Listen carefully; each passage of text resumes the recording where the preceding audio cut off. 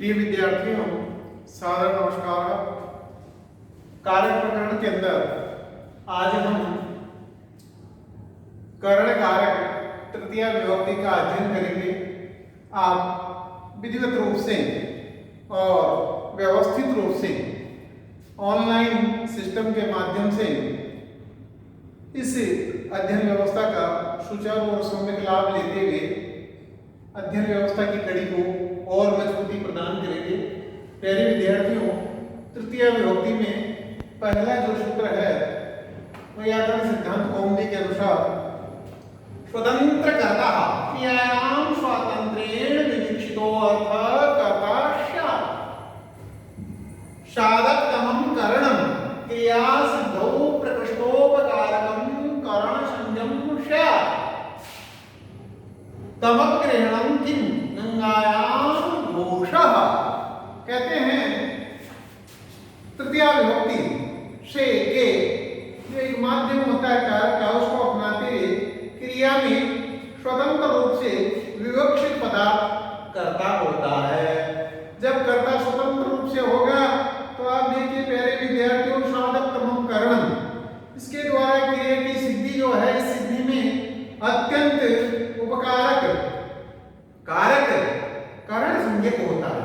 जब उसकी करण संज्ञा होगी तो आप देखिए,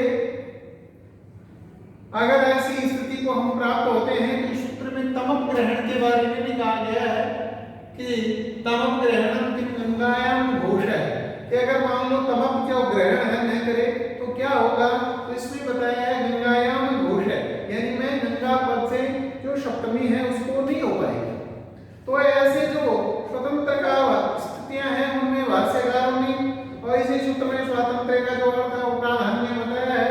तो ऐसा नहीं होगा, यहाँ पर तृतीय ही आएगी। और जब कर्ण कारक होगा तो कर्तरीकरणयोः तृतीया विहिते कर्तरीकरणे च तृतीया स्यात्। उदाहरण दिया है रामेण बाणेन हतो बाली। जब इस प्रकार से कर्ण संज्ञा होगी तो प्यारे विद्यार्थियों, कर्तरीकरणे तृतीया स्वतंत्र रूप से कर्ता की महत्ता होगी और क्रियान्वितियां कर्ता और करण में जो है तृतीया विभक्ति का योग बनेगा। जब तृतीया विभक्ति होगी तो हमारा उदाहरण रामेण बाणेन हतो बाली, यानी राम के बाण के द्वारा बाली मारा गया। यहाँ कर्मवाच्य के रूप में कारक में वाक्य में अप्रधान अनुक्त कर्ता राम एवं कर्ण का बाण से कर्तरीकरणयोः तृतीया विभक्ति होगी और हमारा प्रयोग जो है रामेण बाणेन हतो बाली होगा। इसी प्रकार से दिव कर्म च दिव साधकतमं करकं करण संज्ञं स्यात्। चात् करणं करण संज्ञं अक्षरी अक्षान वा दिव्यति। आप देखिए विद्यार्थियों, इस प्रकार से जब अक्षरी अक्षान एवं दिव्यति को जब हम आगे बढ़ते हैं उससे पहले एक हमारा वार्तिक प्रकृत्यादिव्यो मुपसंख्यानं प्रकृत्याचारो प्रायेण याजिक गोत्रेण कार्यो समयति स्मरति द्विगुणोन्वितं धान्यं गृह्णाति सुखेन दुखेन वा यतित्वादि। हमारा ये वार्तिक कहता है प्यारे विद्यार्थियों कि प्रत्यादिगण पठित शब्दों से तृतीया विभक्ति होती है और यह उपपद विभक्ति है। तो ऐसी स्थिति में योगानुसार सभी विभक्तियों का ये एक अपवाद है। और हमारा जो उदाहरण है प्रकृत्याचारु अर्थात स्वभाव से सुंदर है, ये जो है वो साधकतमं करण है और प्रकृत्यादिभ्यो संख्यां से प्रकृति से तृतीया विभक्ति हो जाएगी और हमारा जो स्वरूप है वो इस प्रकार से बन जाएगा। ऐसे ही जो इसके हार्दिक से निमित्त जो है वो सारे उदाहरण सिद्ध होते हैं। जब दिव कर्म में आते हैं तो दिव धातु के साधकतमं कारक को भी कर्म्यम करण संज्ञा होती है, इसलिए अक्षयी अक्षान वा दिव्यति अर्थात पासों से खेलता है।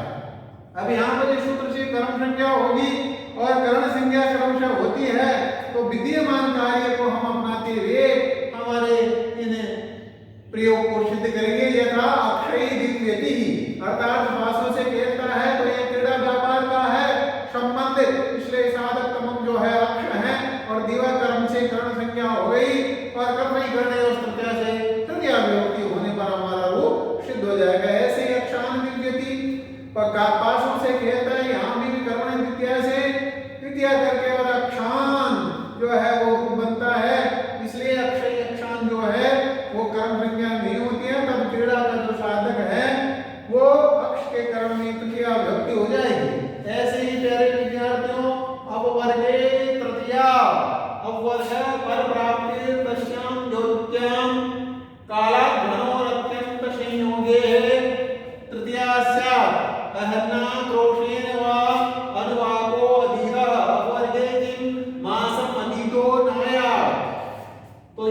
अब देखिए प्यारे विद्यार्थियों, जो फल फल प्राप्ति होगी, तो यहाँ फल जो अर्थ में फल की प्राप्ति है, तो ऐसी स्थिति में अर्थ के द्योतित होने पर काल और मार्गवाची शब्दों से अत्यंत संयोग में तृतीया हो।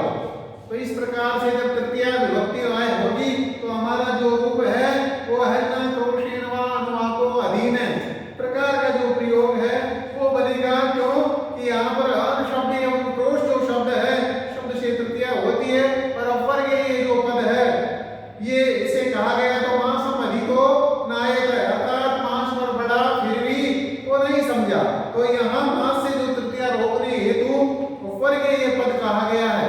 इसलिए यहाँ पर ऊपर के ऐसा कहने से ऊपर के तृतीया जो सूत्र है, सूत्र में काला धन और अत्यंत संयोगे सूत्र की अनुमति आती है, और ऊपर शब्द का जो अर्थ है वो फल प्राप्ति है। इसलिए फल प्राप्ति सम्यक रूप से हो तो ऐसी स्थिति में फल पर्यंत की क्रिया जो है वो देखी जाती है, और काला धन और अत्यंत संयोग से की जाने वाली विद्या का ये उपवाद हो जाएगा, इसलिए उदाहरण सिद्ध हो जाएगा। ऐसे ही सहयुक्ते अप्रधाने साहर्णेन युक्तेन अप्रधाने तृतीयाशात् पुत्रेण सहागत पिता, सह अर्थ में भी तृतीया विभक्ति होगी तो साधक तमम करणम और स्वतंत्र कर्ता इन दोनों की युक्ति से कारक करण कारक होगा, और करण कारक होने पर सहयोगे सहयुक्ते अप्रधाने सूत्र के द्वारा तृतीया विभक्ति होने पर प्रतिगणे होने पर जो हमारा रूप है पुत्रेण सहागतः पुत्र है, तो ये रूप होगा यदि पुत्र के साथ पिता जो है वो आया हुआ है, इसलिए यह आगत इस क्रिया के साथ पिता का संबंध प्रधान है, और पुत्र का आगत क्रिया में संबंध साथ होने के कारण कर्ण है प्रधान है। अतः शयते प्रधान से वह प्रधान पुत्र है, तो ऐसी स्थिति में तृतीय होगी और हमारा रूप विद्यमान कार्य करने के पश्चात पुत्रेण सहागत पिता जो है वो सिद्ध होगा। इसी प्रकार से एक यहाँ पर जो युति है उसको भी बताया गया बिना पीतन योगी, क्यों कि सह आदि शब्दों के योग से प्यारे विद्यार्थी उनके बिना भी सह आदि के अर्थ की जो प्रतीति है उनके होने पर भी तृतीया हो जाती है।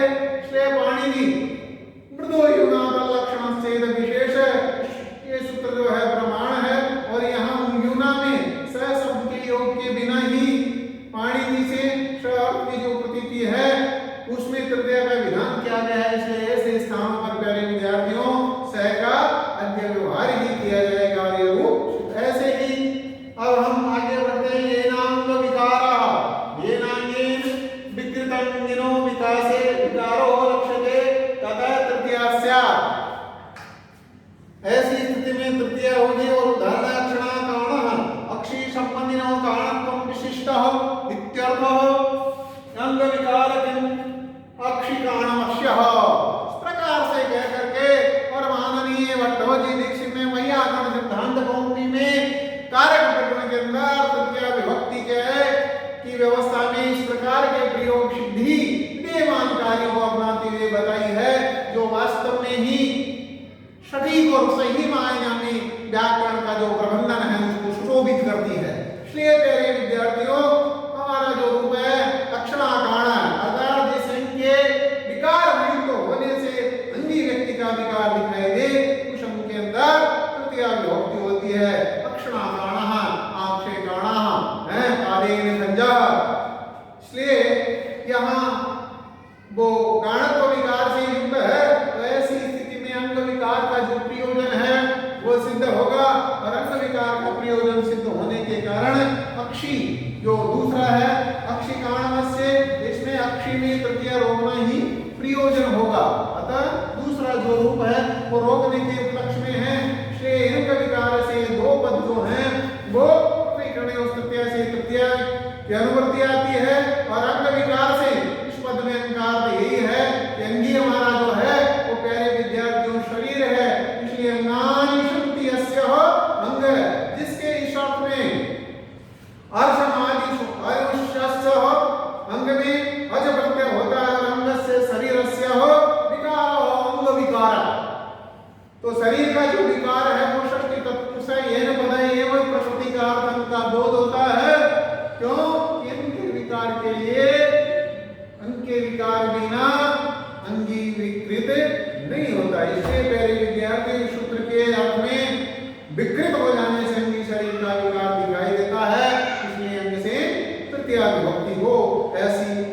व्यवस्था प्रदान की गई है तो हमारे जो दोनों रूप हैं उस रूप में सिद्ध होंगे। पक्षी कारणमास्य एनंग विकार सूत्र में अंग विकार पद का जो प्रयोजन है अर्थात ये पद न कहें तो क्या दोष होगा, तो इसके उत्तर में बताया गया है, व्यवस्था दी गई है कि यदि सूत्र में उक्त पद का न कहें तब अंगी का जो विकार है वो लक्षित न हो, यह अर्थ नहीं हो सकेगा।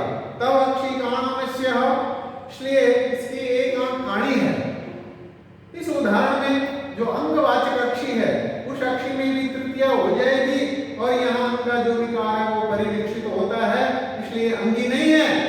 यहाँ तृतीया को होने के लिए अंग विकारः जो पद है वो है, इसलिए इस प्रकार से हमारी तृतीया विभक्ति में ये सूत्र उदाहरण और उसकी जो वृत्ति है सम्यक रूप से ऐसी व्यवस्था प्रदान की गई है। इसलिए प्यारे विद्यार्थियों, नियमित रूप से हम इनके भाव, इनके उदाहरण, इनकी जो अर्थ की स्थिति है, दिशा निर्देश है कि कौन सा सूत्र किस प्रकार से कार्य करके और कैसे प्रयोग को सुव्यवस्थित सिद्ध करेगा, उसका अध्ययन अध्यापन करते हुए हम आगे बढ़ते रहें। आप नियमित रूप से लाभान्वित होते रहे। धन्यवाद।